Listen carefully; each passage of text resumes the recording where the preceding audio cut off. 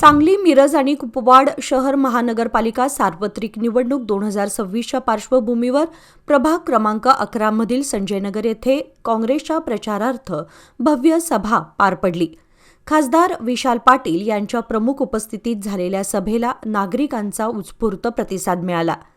या प्रभागातून काँग्रेसचे अधिकृत उमेदवार रमेश सरजे, अश्विनी कोळेकर, अंजली जाधव आणि हर्षवर्धन पाटील यांनी सभा संबोधित केली. त्यांनी प्रभागातील मागील 5 वर्षातील रखडलेले विकासकाम, मूलभूत सुविधा आणि नागरिकाभिमुख योजना यावर भर देत अनेक प्रश्न सोडवण्यासाठी आणि पुढील विकासासाठी मतदारांनी काँग्रेसला पाठबळ देण्याचे आवाहन केले.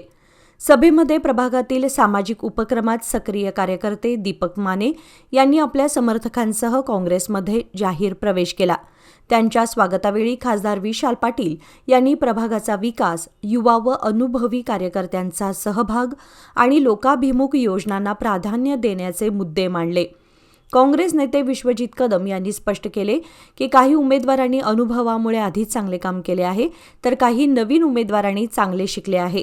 त्यामुळे प्रभागाचा रखडलेला विकास पूर्ण होऊन पुढील काळात चांगला विकास होईल अशी आशा त्यांनी व्यक्त केली.